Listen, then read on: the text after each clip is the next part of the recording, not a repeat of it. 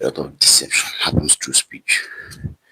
A lot of what could be happens through speech. And when you meet a very good speaker, somebody who is very intelligent and talks good, they could trick your mind.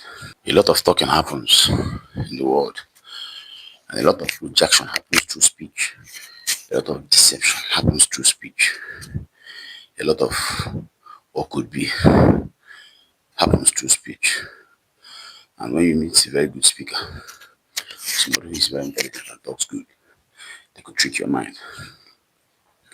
I listened to a Kevin Gates clip where he mentioned that you're not very skilled with reading beyond people's words as they speak, reading true intentions, reading true to intentions with the words a person gives you.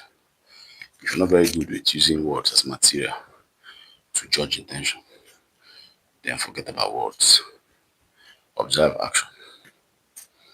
Observe action. It takes skill to use words, to engage with words. Otherwise, somebody trick your mind. Somebody who is talented to speak will trick your mind. Look at what people are doing.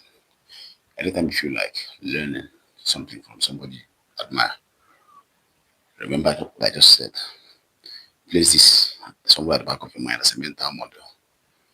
If you want to know why this person made a lot of money, look for all their action points if you can find. Forget about what they're teaching. Once in a while, you get a teacher who is talented to teach, a teacher by calling. They tell you everything they know because it's a calling. It's something that God puts in them, you know, to explain things to people after they've experienced them. Once in a while, you see people like that.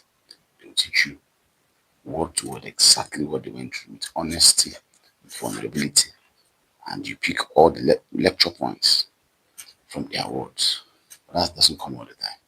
The rest of the time, you're dealing with people who know how to talk good, people who have perverted or thwarted that talent, that skill, that gift of speaking to where they trick people with it.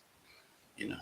So if you want to learn something from the great person, you want to learn something from somebody who you think knows something that you want to know, look at the action. Look for all the do, do. Not the do's they say you should. The do's they are doing themselves. If you're privy to see them, watch what they do. Watch their routine. Watch, forget about what they say they do. All of us will project.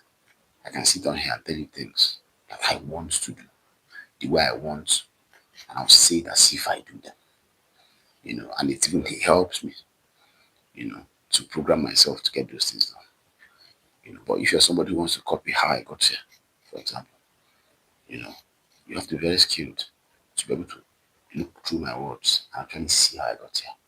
But if you don't have that type of skill, just look for action points.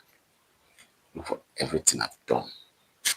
Look for the done, done, done, and then draw your interpretations from there. And then action is what allows you to. So I got a DMX quote that said that uh, I saw a quote from DMX on video where he said, "Trust people to be who they are.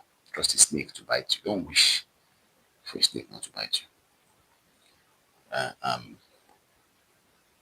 When you domesticate a lion, and then you accuse the owner 50 years later or 20 years later, and that's a person who wished he could make the lion dog. But a lion instinctually is not supposed to be a man's friend. So trust a lion to kill you, trust a snake to bite you, trust a person to do what they've done. What we're going about doing is trust people to do what they say. And we've been broken a couple of times doing that. Use the dawns.